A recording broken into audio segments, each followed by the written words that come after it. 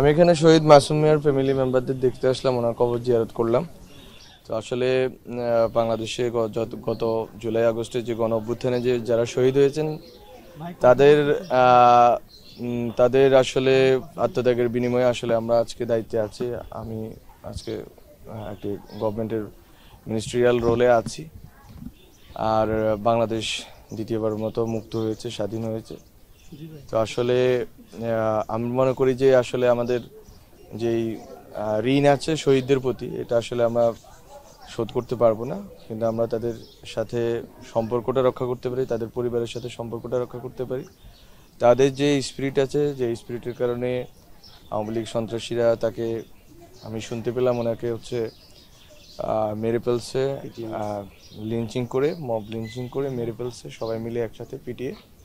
তো আমার কাছে মনে হয়েছে যে এটা এইভাবে যে সন্ত্রাসী কায়দায় খুনগুলো হয়েছে এবং নিপীড়নগুলো হয়েছে, এবং আমাদের এখনও কয়েক হাজার আহত এখনও হাসপাতালে আছেন, বিভিন্ন জায়গায় তাদের সুস্থ হতে আরও সময় লাগবে, দীর্ঘ সময় লাগবে। তো আসলে এই যে আত্মত্যাগটা আসলে বাংলাদেশের রাজনৈতিক যে ভবিষ্যৎ, এই ভবিষ্যৎ নির্মাণের ক্ষেত্রে আমাদেরকে মনে রাখা উচিত যে আত্মত্যাগটা ছিল মূলত বাংলাদেশে নতুন একটা রাজনৈতিক বন্দোবস্তের জন্য, যাতে এই নিপীড়ন, এই অত্যাচারগুলো না থাকে, এবং রাজনৈতিক যে সংস্কৃতি আছে সেই সংস্কৃতিতে যাতে এই মারপিট, সন্ত্রাস, চাঁদাবাজি এগুলো না থাকে। তো শহীদদের এবং আহতদের আত্মত্যাগের এই যে চেতনা আছে, যে স্পিরিট আছে, এটাকে যাতে বাংলাদেশের জনগণ ধারণ করে, বিশেষ করে রাজনৈতিক দল এবং দলের নেতৃবৃন্দ ধারণ করে, এটা আমরা আশা রাখি। এবং আমরা জানি এই যারা শহীদ হয়েছেন, আহত হয়েছেন, এখানে যারা অপরাধী আছে তাদের বিচার কার্য শেষ করে যেতে পারি।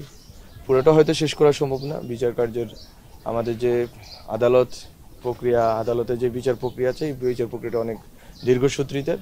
তো আমরা চেষ্টা করব ট্রাইব্যুনাল এবং আরও বিভিন্ন মাধ্যমে যেখানে যেখানে মামলা হয়েছে আমরা চেষ্টা করব মামলাগুলোকে চালিয়ে যাওয়ার, এবং শহীদ পরিবারগুলো যাতে বিচার পায় এটা নিশ্চিত করার চেষ্টা করব। এবং শহীদদের আকাঙ্ক্ষার যে বাংলাদেশ, এটা নির্মাণের জন্য আমাদের বর্তমান অন্তর্বর্তীকালীন সরকার যে চেষ্টাগুলো চালিয়ে যাচ্ছে, আমরা মনে করি বাংলাদেশের জনগণ এটার সাথে আছে, এই স্পিরিটের সাথে আছে এবং আমাদের সাথে আছেন। এবং রাজনৈতিক দলগুলো যদি সর্বোচ্চ সহযোগিতা করে এবং সদিচ্ছা প্রকাশ করে সবাই মিলে, তাহলে আমরা মনে করি যে আমরা একটা নতুন বাংলাদেশ গড়তে পারবো। অন্তত পুরোটো কাজ না হলেও আমরা অন্তত ভিত্তিপ্রস্তরটা স্থাপন করে যেতে পারবো, এবং শহীদদের আত্মত্যাগের বিনিময়ে যে নতুন বাংলাদেশের স্বপ্ন, তারাও হয়তো দেখেছেন, মৃত্যুর পূর্বে হয়তো ভেবেছেন যে বাংলাদেশে ওনাদের আত্মত্যাগের বিনিময়ে হাসিনার বিদায় হবে এবং নতুন বাংলাদেশ হবে। আমরা মনে করি সেই স্বপ্নটা বাস্তবায়ন করে যাওয়াটাই আমাদের একমাত্র লক্ষ্য হওয়া উচিত।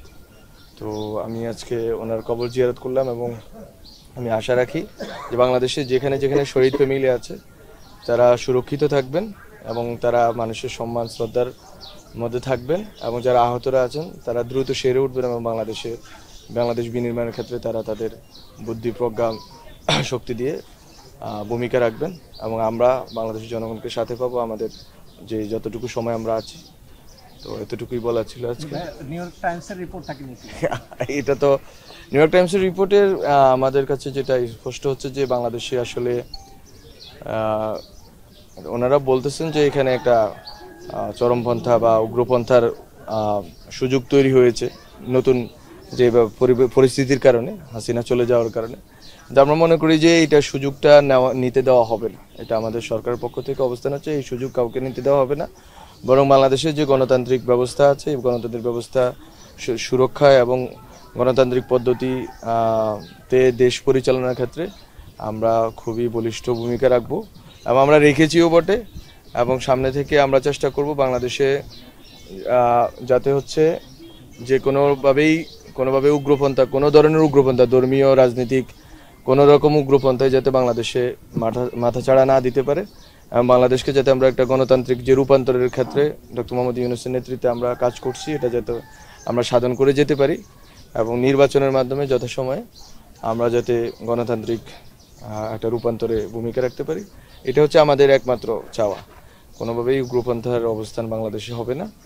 আর এক্ষেত্রে সরকার আলোচনা করেছে, অনেক সময় সতর্কতা দিয়েছে, কিন্তু আমরা মনে করি যে আমরা যদি দেখি যে আসলে আলোচনা এবং সতর্কতার মাধ্যমে সমাধান হচ্ছে না, তাহলে আমরা হার্ডলাইনে যাব এবং সেটা খুব শীঘ্রই যাব।